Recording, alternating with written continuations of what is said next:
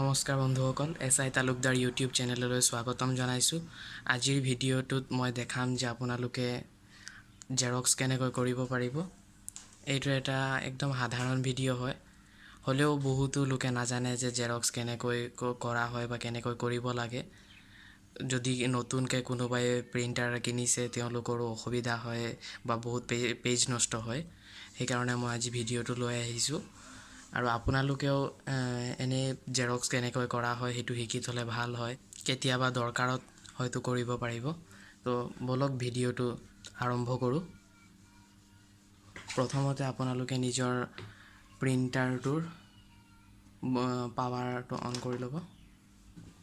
যিকোনো প্ৰিণ্টাৰত same process হয়, কিন্তু তাৰ বুটামখিনি হয়তো ওপৰ তল বা বেলেগ চাইডে থাকিব পাৰে বা অকণমান কম বেছি থাকিব পাৰে, কিন্তু প্ৰচেছ একেই হয়। কিছুমান প্ৰিণ্টাৰৰ বুটামখিনি এইফালে থাকে, এই মূৰটোৰ ওপৰ ফালে আছে।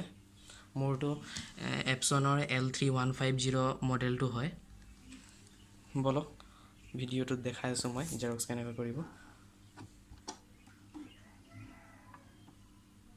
প্ৰথমতে আপোনালোকে এৰ'টো য'ত আছে তাৰ এইটো ছাইডেহে আমি এনেকুৱাকৈ সেই বস্তুটো ৰাখিব লাগিব, মানে আমি এইটো ছাইডৰ পৰা পঢ়িব পৰা হ'ব লাগিব। তো এতিয়া যদি ধৰি লওক এইটো আছে, এই ভোটাৰ আইডিখন আমাৰ এইটো ছাইড জেৰক্স কৰিব লাগে প্ৰথমে। তো আমি ভোটাৰ আইডিটো এনেকুৱাকৈ প্ৰথমে ৰাখি দিম মিডিলত, মানে এইফালৰ পৰাহে পঢ়িব পৰা হ'ব লাগিব, এইফালৰ পৰা, গম পাইছে? এইফালে এনেকৈ ৰাখিব। তাৰপিছত এইটো বন্ধ কৰি দিয়ক। তাৰপাছত চাব আপোনালোকৰ প্ৰিণ্টাৰত, চব প্ৰিণ্টাৰতে এনেকুৱা ধৰণৰ দুটা বুটাম দেখা পাব। এটা এইটো হৈছে ব্লেক এণ্ড হোৱাইটৰ কাৰণে আৰু এইটো হৈছে কালাৰিং জেৰক্সৰ কাৰণে। হয়তো কিছুমান প্ৰিণ্টাৰত এই দুটা বটন নাথাকিবও পাৰে, হ'লে কিন্তু এই দুটা বটন থাকিবই। এই দুটাৰ ভিতৰত এইটো হৈছে ব্লেক এণ্ড হোৱাইটৰ কাৰণে আৰু এইটো হৈছে কালাৰিঙৰ কাৰণে। দেখা পাইছেনে? ইয়াত দুটা পেজ ড্ৰ কৰা আছে।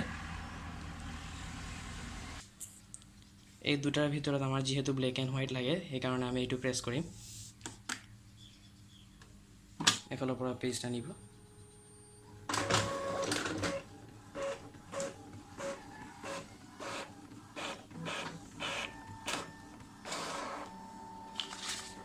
চাওক ওলাই আহি গ'ল পেজখন এনেকুৱাকৈ।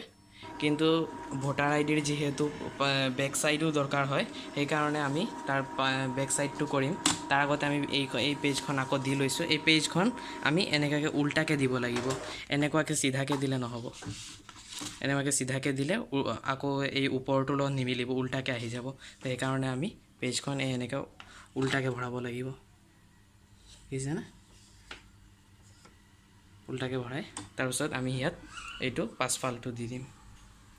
যিহেতু এইটো ছাইড তলত দিছিলোঁ, সেইটো ছাইড আহিলে, এতিয়া এইটো ছাইড এনেকুৱাকৈ দি দিম। দিয়াৰ পাছত আকৌ এইটো বটন দেখিছেনে, পেজ দুটা বনোৱা আছে, এইটো অলপ প্ৰেছ কৰি দিছোঁ।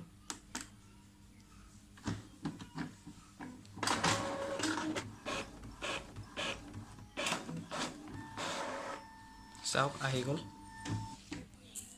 এইটো মই ভোটাৰ আইডি এখন দেখাইছিলোঁ। এতিয়া যদি আপোনালোকৰ এনেকুৱা ধৰণৰ কিবা কাগজ দৰকাৰ হয়, সেইটো ছেইম প্ৰচেছ, খালি ভোটাৰ আইডিটো ছাইড কৰিব লাগে কাৰণে মই সেইটো দেখাই দিছোঁ। কিন্তু এইটো এই একে ধৰণেৰে এইটো ছাইডৰ পৰা মানে পঢ়িব পৰা হ'ব লাগিব। এইটো চুকত এইটো যোনটো মাৰ্ক দেখিছে, এইটো ছাইডেদি এনেকৈ উল্টাকৈ ৰাখি দিব লাগিব, গম পাইছে? তলৰ ছাইডৰ পৰা উল্টাকৈ ৰাখি এইটো দি ইয়াত প্ৰেছ কৰি দিলে আহি যাব, গম পাইছে? যিকোনো প্ৰিণ্টাৰত এইটো ছাইডৰ পৰা ৰাখিব। আৰু যদি এইটো দেখিছেনে কালাৰিং পেজ হয়, এইটো যদি এইটো ইয়াত ব্লুৱে লাগে এনেকুৱা ধৰণৰ, তেতিয়াহ'লে এইটো বটনত, এইটো যোনটো আছে ব্লু কালাৰৰ, এইটো বটনত প্ৰেছ কৰি দিব, কালাৰিং আহিব তেতিয়া।